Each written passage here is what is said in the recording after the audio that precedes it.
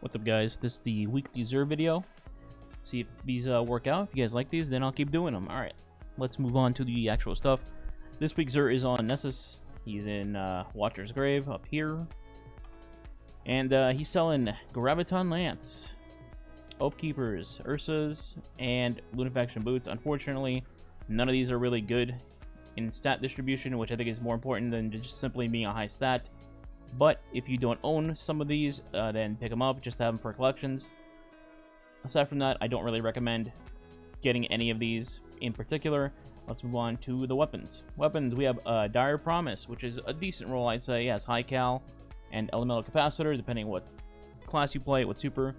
I think it's a decent pickup, given that it's not easy to get one of these days. That's a decent roll. You may literally go 100,000 gunsmith match without seeing a decent one of these, so thought I would mention that. Unfortunately, Last Perdition is pretty terrible. We're just gonna move on from that. Cold Denial, again, decent roll, nothing too special though. There are better options out there. No Time to Explain, Messenger, etc., etc. But if you happen to not own those, then this could be a decent pickup for you in case you play PvP and you like pulses. Then we got Main Ingredient. While it's not the god roll that XUR was selling last time, it's still a good pickup in my opinion. It's a fusion rifle season. This is not easy to come by because of the world loot pool being gigantic. So if you don't have one of these, I would highly recommend picking this up.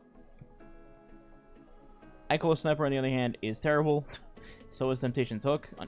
Unfortunately, until they, buff these or fix them somehow, I don't know. And finally, we have Bottom Dollar, which is actually a pretty damn nice roll. Definitely a PvE god roll. It has explosive payload, subsistence, Accurized, and a Hammerforged or Small Bore. Very, very, very good roll.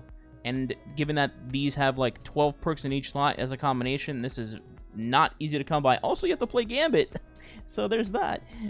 I would highly recommend you pick this up and either use it or just store it in your vault until you want to use hand cannons.